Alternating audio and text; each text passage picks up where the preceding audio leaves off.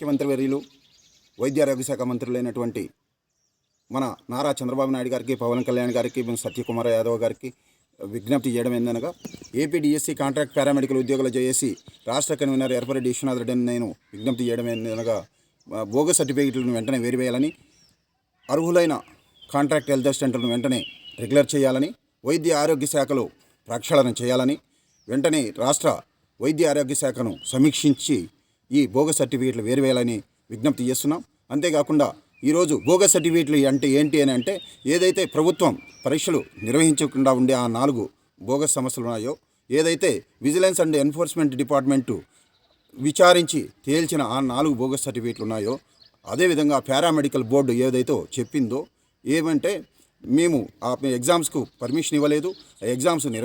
Paramedical board నిర్వహించలేదు, వాళ్ళకి సర్టిఫికేట్లు మేము ఇవ్వలేదు కాబట్టి అది బోగస్ సర్టిఫికేట్లు అని తెలిసిందో, ఈ 4 సంస్థలు ఆ న్యూఢిల్లీ సర్టిఫికేట్, అదేవిధంగా కర్ణాటక బాంబే సర్టిఫికేట్, ఒంగోలు, విశాఖపట్నం ఇచ్చిన ఈ ప్రైవేట్ 4 బేతస్తా ఇన్స్టిట్యూట్ ఆఫ్ హైజీన్ అది ఆ 4 సంస్థలకు సంబంధించినవి కూడా బోగస్ సర్టిఫికేట్లని ఈ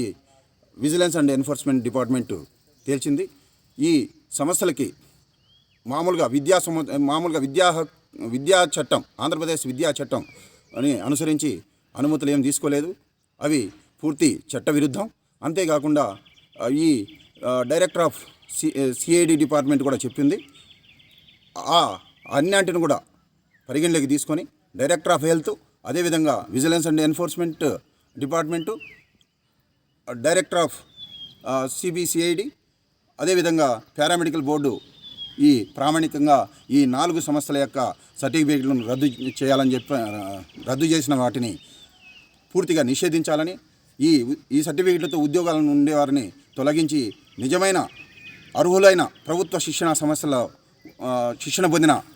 కాంట్రాక్ట్ హెల్త్ అసిస్టెంట్ను వెంటనే రెగ్యులర్ చేయాలని చెప్పని ఈరోజు ప్రభుత్వాన్ని డిమాండ్ చేస్తున్నాం. అదేవిధంగా